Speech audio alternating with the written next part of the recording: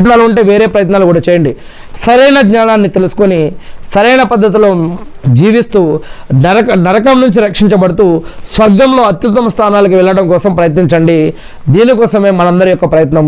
అల్లా ఈ యొక్క మార్గంలో మనందరికీ కూడా ఇహలోకంలో, సమాజ జీవితంలో, ప్రళయం రోజు పరలోకంలో కూడా మనందరికీ కూడా సహాయం చేయాలని నేను ఆ సృష్టికర్త అనాలని మనందరి తరపున కూడా నేను ప్రార్థిస్తూ ఉన్నాను. ఆమీన్. ఇకపోతే ఫర్జ్ నమాజులు పేర్లు ఏంటి?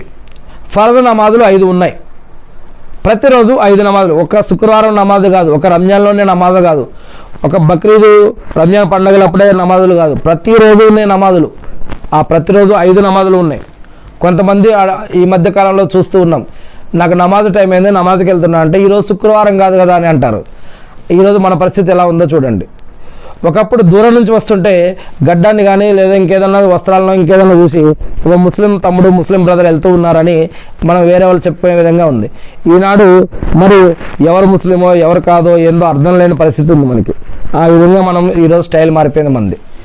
అలాగే సరే, వేరే వాళ్ళ గురించి అడగడం మంచిది, చెప్పుకోవడం మంచిది కాదు. సరే, ఇప్పుడు మనం తెలుసుకునే విషయం ఏంటంటే ప్రతిరోజు 5 నమాజులు అనేవి, ప్రతిరోజు 5 నమాజులు ఉన్నాయి. దాంట్లో పొద్దున్నే చేసే నమాజు ఫజర్ నమాజ్, తర్వాత మధ్యాహ్నం చేసే నమాజ్ జోహర్ నమాజ్, దాని తర్వాత జోహర్ నమాజ్కి మరియు సాయంత్రం మగ్రిబ్ నమాజ్కి మధ్యలో చదివే నమాజ్ అసర్ నమాజ్. అసర్ నమాజ్ తర్వాత సాయంత్రం చదివే నమాజ్ పేరు మగ్రిబ్ నమాజ్. చివరిగా చదివేది ఇషా నమాజ్. ఇవే కాకుండా విత్ర్ లేదా తహజ్జుద్ నమాజ్ ఉంది.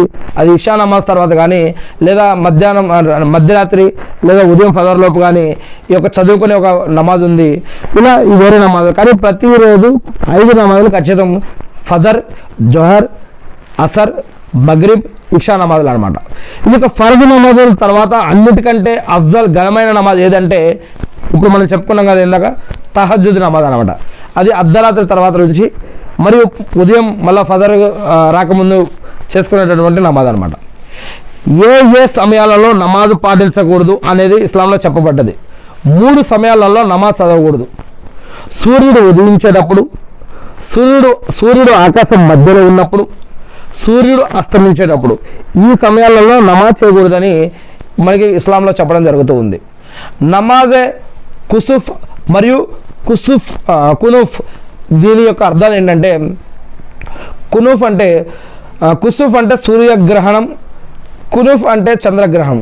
ఈ సూర్యగ్రహణం సమయంలో చేసే నమాజే కుసుఫ్ అని, చంద్రగ్రహణంలో చేసే నమాజుని నమాజే కునూఫ్ అని ఈ విధంగా చెప్తారు.